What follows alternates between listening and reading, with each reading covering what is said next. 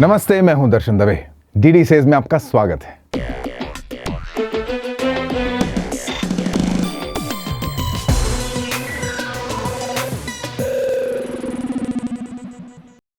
Recently मेरा BSNL का landline बंद हो गया।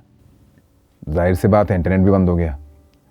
मैंने कॉल सेंटर में फ़ोन किया, कंप्लेन दर्ज हुई, एक आश्वासन दिया गया, सर जल्दी सही करा देंगे।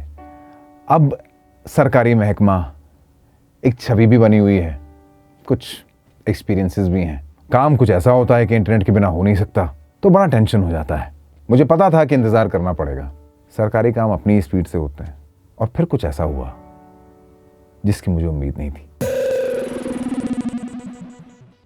दूसरे दिन सुबह लाइनमैन हमारे घर आए, उन्होंने सब कुछ चेक किया, कुछ ही देर में प्रॉब्लम सॉल्व कर दी गई। अब बात सिर्फ यही नहीं रुकी, उन्होंने जो उनके ऑफिसर थे बीएसएनएल में, उन्हें फ़ोन किया, रिपोर्ट दी, मुझसे बात कराई। उन्होंने मुझसे बात की और ये एश्योरेंस लिया कि सब कुछ ठीक था। मैंने उनसे कहा कि सर ये थोड़े वायर्स नीचे हैं तो अक्सर ट्रक्स में उलझ जाते हैं, इसलिए टूट जाते हैं। उन्होंने वापस कहा कि लाइनमैन को दीजिए। अब उनकी आपस में कुछ कॉन्वर्जेशन हुई। उन्होंने मुझे आश्वस्त किया कि सर अभी तो आपकी प्रॉब्लम बिल्कुल सॉल्व हो गई है, मगर हम इस वायर को भी ऊँचा कर देंगे। शाम तक वो भी कर दिया गया। जो ऑफिसर थे उन्होंने मुझे दोबारा फ़ोन किया और मुझसे कहा, सर ये मेरा नंबर है, पर्सनल नंबर है, आप जब भी कभी कोई प्रॉब्लम हो मुझे फ़ोन कर सकते हैं, और नहीं तो मैसेज छोड़ दीजिएगा, मैं काम करवा दूंगा। एक दो बार मैंने वो भी ट्राई करके देखा, ऐसा हुआ। आज मैं क्या कहना चाह रहा हूं आपसे इस प्रोग्राम के माध्यम से, हम अक्सर सरकारी महकमे के लोगों को थैंक नहीं करते हैं सर। मैंने आज इसलिए ये विषय चुना कि एटलीस्ट मैं तो बोलूंगा कैमरे पे। आज ये सारी कंपनीज हैं जो प्राइवेट सेक्टर की, ओयो और उबर, ओला, मेक माई ट्रिप, ये सारी कंपनीज हमसे फीडबैक मांगती हैं, रेटिंग मांगती हैं, हम देते हैं। सरकारी महकमे वालों को तो हम ऐसा लगता है जैसे ना तो इस बात के लिए कभी शाबाशी देते हैं कि उन्होंने बहुत अच्छा काम किया, और ना ही वो भी अब हमें क्लाइंट मानते हैं। मतलब जिस तरह का इंटरेक्शन होता है ना, उसमें कहीं भी कोई फॉर्मेलिटी नहीं है, और वो फॉर्मेलिटी कभी कभी बहुत अच्छी होती है, क्योंकि आप कम से कम धन्यवाद तो देते हैं उस इंसान को जिसने आपके लिए कुछ किया हो। बहुत बार मैंने ये महसूस किया कि हम लोग सरकारी महकमे वालों को कभी थैंक नहीं करते और सिर्फ बुराइयां करते हैं सारे टाइम, क्रेडिट कभी भी देते नहीं। इमेज हम बना चुके हैं कि ये काम चोर हैं, है ना, इनको नौकरी से निकलने का खतरा नहीं है, इसलिए काम क्यों करेंगे। सर जरा डिफरेंटली सोचते हैं आज। ये हमें समझना बहुत जरूरी है सर कि सरकारी महकमों के सभी लोग रिस्पॉन्सिबिलिटी समझकर ही काम करते हैं, लेकिन उस सारे प्रोसेस में एक चीज कभी नहीं होती, और वो ये कि कभी किसी को पता ही नहीं चलता कि किसने काम किया, है ना। बड़ा थैंकलेस जॉब है। जब आप काम भी कर रहे होते हैं तब भी आपको ये पता है कि किसी को पता भी नहीं चलेगा कि मैंने जाकर ये कनेक्शंस रिपेयर किए। क्रेडिट नहीं मिलता है सर, पॉपुलैरिटी नहीं मिलती है, रिकग्निशन नहीं मिलती है, तारीफ नहीं मिलती है, एनकरेजमेंट भी नहीं मिलता है, तो कोई क्यों करेगा। और चलिए करने को मजबूर भी है तो उसे उस काम को करने में मजा कैसे आएगा। ये इन दफ्तरों में तो ना तो हम जानते हैं, ना जानना चाहते हैं कि किसने हमारा काम किया, ना अगर जानते हैं तो हम जाके कभी किसी को क्रेडिट देते हैं या थैंक्स देते हैं। तो सर ईमानदारी से मिल क्या रहा है उन्हें, है तो हम भी इंसान ना। हम सबको अच्छा लगता है कि अगर हमने आउट ऑफ द वे जाके किसी का काम किया है तो कभी तो कोई थैंकफुल फील करे। ये तो अंडरस्टूड समझ लिया हमने कि सरकारी तंत्र के उस तरफ जो लोग बैठते हैं उनका क्या लेना देना तारीफ से, एनकरेजमेंट से। मशीनें हैं, तंत्र का हिस्सा हो, मशीन हो, काम करते रहो बस। बहुत बार बहुत से लोग सरकारी दफ्तरों में ऐसी सीटों पे बैठे मिले मुझे जिन्होंने जरा भी प्रॉब्लम नहीं दी, आउट ऑफ द वे जाके हमारे काम किए हैं। जब भी मैं जाता हूँ उन दफ्तरों के अंदर, उनका चेहरा देख के मुझे इस बात की तसल्ली हो जाती है कि मेरा काम हो जाएगा, आसानी से हो जाएगा। मैं क्या दे रहा हूँ उन लोगों को। कभी तो जाके नहीं कहता उनकी डेस्क के ऊपर कि सर आप बहुत अमेजिंग हैं, और आपके यहाँ होने से मुझे ऐसा फील होता है कि आसानी से काम हो जाता है, बड़ा हैसल फ्री हो जाता है यहाँ का सारा सिस्टम आपकी वजह से। हीरो नहीं बनाते सर हम ऐसे लोगों को। हीरो बनाइए सर ईमानदार लोगों को, हीरो बनाइए कर्मठ लोगों को, और फिर उनके काम करने का तरीका देखिए। आप तो कुछ दे भी नहीं रहे सर, वो तो फिर भी आप पे एहसान ही कर रहे हैं।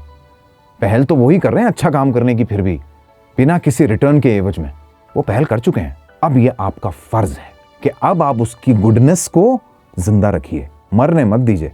और वो जिंदा तभी रहेगी जब आप इनिशिएटिव लेंगे। अब तारीफ करने का इनिशिएटिव, एनकरेज करने का इनिशिएटिव, उसे अंडरलाइन करने का इनिशिएटिव कि सर आपने किया, मुझे दिखा, मुझे पता चला कि आपने आउट ऑफ द वे जाके मेरी मदद की है सर, मेरा काम जल्दी से कर दिया सर आपने, थैंक यू। ये बड़ा एडिक्टिव होता है, ये ध्यान रखिए। एक बार इसकी लत पड़ जाए ना किसी इंसान को, तो वो बार बार ये सुनना चाहता है। इसे फर्ज समझिए अपना एक सिटीजन होने के नाते। इग्नोर करके मत आ जाइए, ये मत समझिए कि हाँ ठीक है काम कर रहा है, उसका काम था। नहीं सर, अब आपका काम ये है कि अगर आपको अपने देश में अच्छाई जिंदा रखनी है, ईमानदारी जिंदा रखनी है, तो अब आपका ये फर्ज है, इतना सा काम करके जरूर आइए कि उसे अंडरलाइन करके आना है, उस एफर्ट को टिक करके आना है कि सर मुझे पता चला, आई हैव एक्नॉलेज्ड, रजिस्टर हुआ सर कि आपने किया। अगर मान लीजिए इस तंत्र में कोई करप्ट भी है सर, और एक बार आपने उसको लत लगा दी इस चीज की कि जब मैं अच्छा काम करता हूं तो लोग मेरे फैन हो जाते हैं, ये कंटेजियस भी है सर, ये छूत की बीमारी है। आप जिसको बोल के आएंगे ना, उसके पास वाला भी इंस्पायर्ड फील करने लगेगा, क्योंकि ये स्टारडम जो होता है ना, जो किसी की तारीफ से मिलता है, किसी के एक्नॉलेज करने से मिलता है, ये बड़ा सुख देता है सर।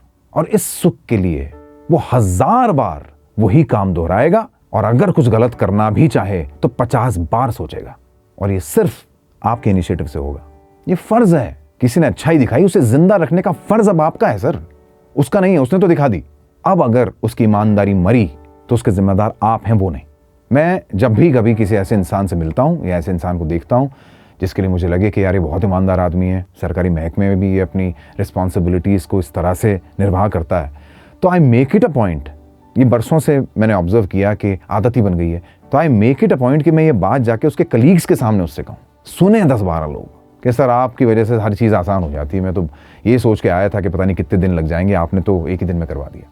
सबके सामने ज़रूर बोलता हूँ, और ये भी अश्योर करता हूँ कि अगर उनका कोई बॉस है तो उनसे भी जाके कहूँ कि सर ये तो शर्मा जी की वजह से हो गया, वरना तो बहुत दिन लग जाते हैं। मुझे तो ये लगा था कि बड़ा परेशान हो जाऊंगा, मैं धक्के खाऊंगा, लेकिन शर्मा जी के पास जब भी कोई काम लेके आते हैं ना सर, चुटकियों में करवा देते हैं। आई अश्योर, एक बार करके देखिए, यकीन मानिए आप शर्मा जी की फितरत बदल देंगे सर। आजकल हमारे जो पुलिस में शार्प शूटर्स होते हैं, उनके भी फैन क्लब्स देखता हूँ मैं कभी कभी, और ये बहुत अच्छा ट्रेंड है। लेकिन फिर बाकी लोगों का क्या, हवलदारों का क्या? अगर आप पुलिस स्टेशन जाएं और किसी ऑफिसर या किसी हवलदार की वजह से आपका काम आसान हो जाए ना, उसे धन्यवाद देना ना भूलें। चाहे दोबारा जाना पड़े, मुलाकात ना हो तो दोबारा जाना पड़े, लेकिन एक बार सिर्फ ये कहने चाहिए थैंक यू सर, आपने काम करवा दिया। इसलिए मत जाइए मेरी जान पहचान बना लूंगा, इससे आगे के और काम भी करवा लूंगा, ऐसे मत जाइए।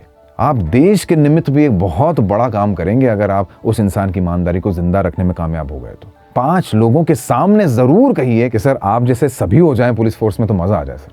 ट्विटर हैंडल पर सभी महकमे हैं, सबके रीजनल ऑफिसेस भी हैं, उन सबके अकाउंट्स हैं, लिख दीजिए ना जाके कि इनकी वजह से मेरा काम बहुत आसान हो गया, बहुत बहुत धन्यवाद। कौन कहता है पुलिस रिश्वत लेती है, मेरा काम तो ऐसे ही कर दिया। लिख दीजिए ना जाके, एक कार्ड भेजिए सर पुलिस स्टेशन, जिसको वो अपनी स्पेस में लगा सके, और ना भी लगा सके तो घर जाके लगाए सर।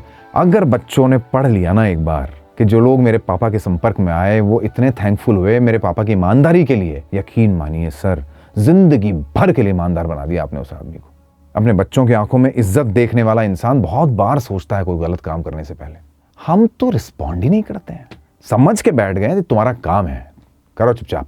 हम मंदिरों में भी तो दान पेटियों में दान डाल के आते हैं, उनकी खिड़कियों पर धागे बांधते हैं, जब मन्नत पूरी हो जाती है तो उद्यापन रखते हैं, व्रत करते हैं। भगवान को थैंक करने के इतने तरीके, उन्हें चाहिए भी नहीं आपका थैंक्स वैसे तो, फिर भी हम उन्हें थैंक करते हैं, इंसानों को नहीं करते हैं सर। आज ये एपिसोड शूट करना शुरू करने से पहले एक ख्याल आया और मैंने एक स्टेप उठाया है छोटा सा। फेसबुक पे एक पेज बनाया है मैंने, the wall of honest Indians नाम से।